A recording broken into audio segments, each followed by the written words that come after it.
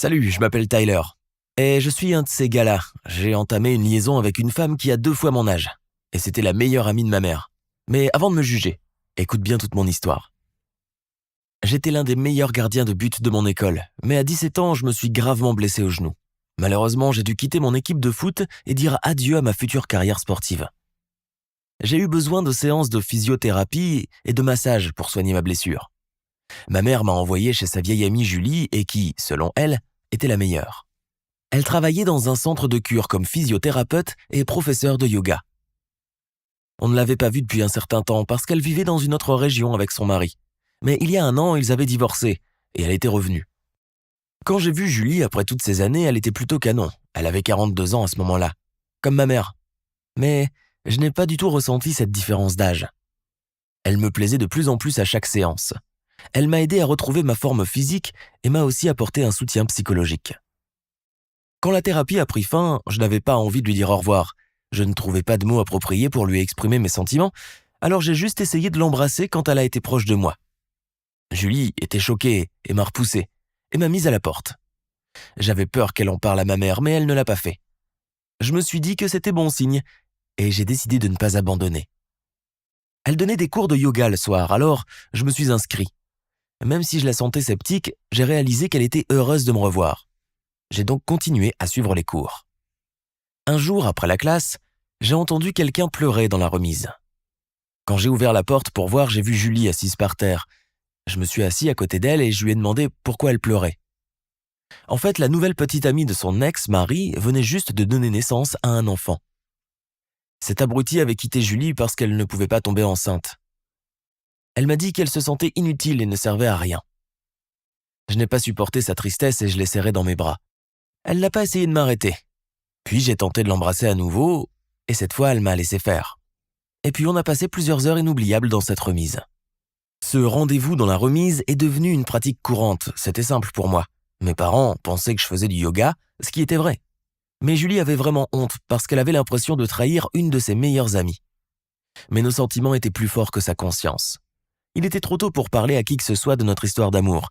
C'est donc resté notre petit secret.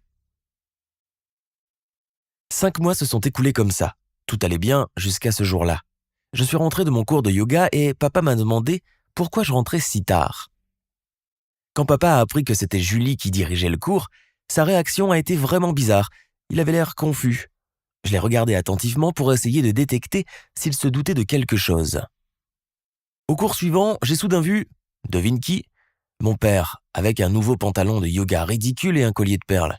Clairement, il en faisait trop. J'ai remarqué que Julie était très nerveuse pendant le cours et qu'elle a raté quelques exercices. Bien sûr, on a dû annuler notre petite séance dans la remise ce soir-là. Depuis ce jour, mon père a assisté à tous les cours et me gonflait à bavarder tout le temps avec Julie. Notre alibi en béton était fichu. Julie et moi avons dû redoubler de prudence pour cacher notre relation. On a commencé à se voir chez elle. Elle nous préparait des petits dîners, on regardait des films et notre relation est devenue plus romantique. Pour Noël, ma famille a réuni un groupe d'amis pour aller dans une maison au bord du lac pour les vacances. Y compris Julie. Le Noël le plus bizarre de ma vie. Ma petite amie était juste à côté de moi et je ne pouvais même pas l'embrasser. Ma mère et mon père ont posé à Julie des questions vraiment embarrassantes sur sa vie personnelle devant moi et la pauvre a dû mentir et essayer d'éviter le sujet. Un jour, ils étaient tous partis pêcher et j'ai enfin eu la chance d'être seul avec Julie. Je suis allé dans sa chambre et je l'ai prise dans mes bras. Elle m'a dit qu'elle ne pouvait plus mentir à ma mère. Je lui ai proposé d'officialiser notre liaison et je lui ai dit que je l'aimais. J'ai aussi promis de parler sérieusement à mes parents de tout ça. Mais avant, on avait une priorité plus urgente. On était presque nus quand soudain on a entendu mon père frapper à la porte. J'étais pourtant sûr qu'il était parti pêcher avec tous les autres. Mais non, il était bien là. Julie m'a caché dans un placard, elle a mis un peignoir et a ouvert la porte. La dernière chose que je m'attendais à entendre de la part de mon père était « Julie, je t'aime. Pardonne-moi, je t'en prie. » Je pouvais voir à travers les fentes du placard, mon père est tombé à genoux et a essayé de serrer les jambes de ma petite amie. Julie l'a repoussé et a crié « C'est du passé, passe à autre chose, David. Arrête de me harceler. Je n'ai pas besoin de ça. » Puis, elle lui a demandé de partir parce qu'elle allait prendre une douche. Papa a dit qu'il pourrait prendre une douche ensemble comme au bon vieux temps. Burk. Ok. À ce stade, c'en était assez, mais j'étais trop choqué et déçu pour faire un scandale. Ma mère est arrivée juste à temps. Dieu merci. Elle a vu mon père à genoux devant Julie. D'habitude, ma mère est la reine du drame, mais cette fois, elle n'a ni crié ni pleuré. Sa réaction a été très étrange et presque passive-agressive. Elle a dit à mon père qu'elle avait besoin de son aide dans la cuisine, et ils sont partis. Peu après, on a entendu des bruits de vaisselle cassée et elle, qui lui criait dessus. Je suis sorti de ma cachette, je me suis vite habillé et j'ai demandé une explication à Julie. En fait, elle était sortie avec papa à l'université et ils étaient ensemble depuis environ 6 mois. Mais ensuite, il était parti pour les vacances de printemps, avait trompé Julie, et ils avaient rompu. Maintenant, après toutes ces années, cet idiot le regrettait et voulait la récupérer. Dans le dos de ma mère. Il allait au yoga non pas parce qu'il me soupçonnait de quelque chose, mais parce qu'il avait un faible pour Julie. J'ai été profondément vexé que Julie ne m'en ait pas parlé plus tôt, tu imagines ?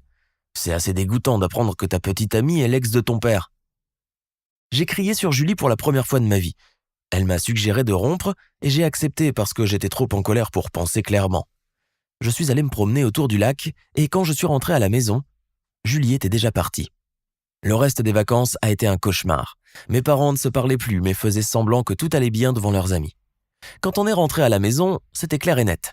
Ma mère détestait mon père. Elle a aussi arrêté d'appeler Julie et de l'inviter chez nous. Mon père était très morose.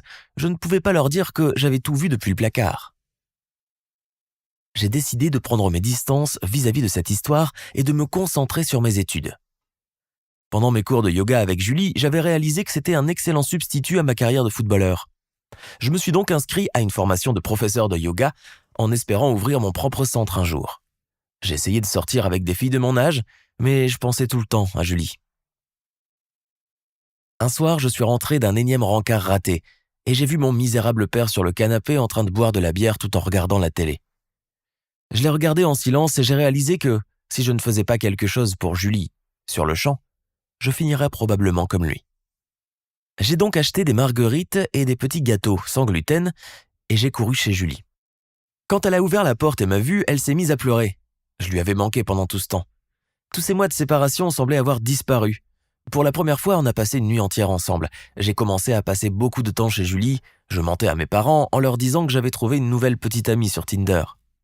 Ils se fichaient pas mal de moi parce qu'ils étaient concentrés sur leurs propres problèmes. Un matin, je préparais le petit déjeuner chez Julie quand quelqu'un a sonné à la porte. Julie a regardé par le Judas. C'était ma mère.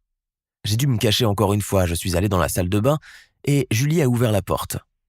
Elle a essayé de dire à ma mère qu'elle était occupée, mais elle a fait irruption dans la pièce et a insisté sur le fait qu'elle devait parler. Elle a commencé par s'excuser auprès de Julie pour son comportement et son mari stupide.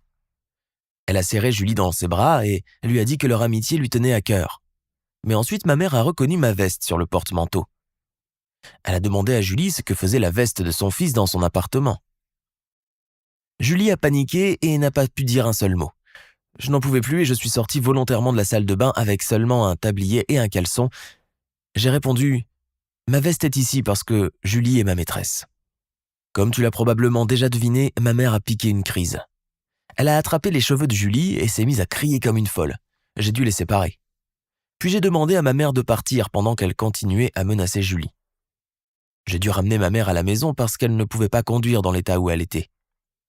Elle a été silencieuse et lugubre tout le long du trajet. Et pendant le dîner, elle a annoncé la nouvelle à mon père. Il a été très surpris et m'a regardé avec respect, ce qui a encore plus énervé ma mère. Parallèlement, j'ai envoyé un SMS à Julie. Emménageons ensemble. Et elle a répondu « Je suis partante si tu l'es ». J'ai annoncé à mes parents que je quittais la maison et je suis monté pour faire mes valises. Ma mère a essayé de m'empêcher de partir, mais j'avais déjà 19 ans à ce moment-là. Alors elle ne pouvait pas m'arrêter de toute façon. Mon père m'a serré dans ses bras et m'a traité de tombeur. Aïe, burk. Julie et moi avons passé tout un week-end à déballer mes affaires et à planifier notre futur. Mais ensuite, elle a reçu un appel de son travail. Ma mère avait dit à tout le monde que Julie avait dragué son fils innocent de 17 ans au centre de cure. Son patron voulait éviter toute complication judiciaire et a forcé Julie à démissionner de son plein gré. J'ai essayé d'appeler ma mère, mais elle m'a dit qu'elle ne me parlerait que si je quittais Julie. Aujourd'hui, j'ai 25 ans et Julie en a 50. Et nous sommes toujours heureux ensemble. Ce scandale a été le signal pour nous de passer à autre chose. On a donc emménagé dans une ville plus grande et on a ouvert notre propre centre de yoga. Bien sûr, parfois, les gens me confondent avec le fils de Julie, mais je suis habitué et je m'en fiche. On va bientôt adopter un enfant ensemble. Quant à mes parents, ils ont divorcé immédiatement après mon déménagement. Ma mère ne nous parle toujours pas, mais mon père essaie de maintenir une relation. Il envoie des cadeaux à chaque fête et laisse des tonnes de commentaires sur nos réseaux sociaux. Je suppose qu'il est toujours amoureux de ma petite amie. Et c'est pour ça que je ne l'invite pas à nous rendre visite.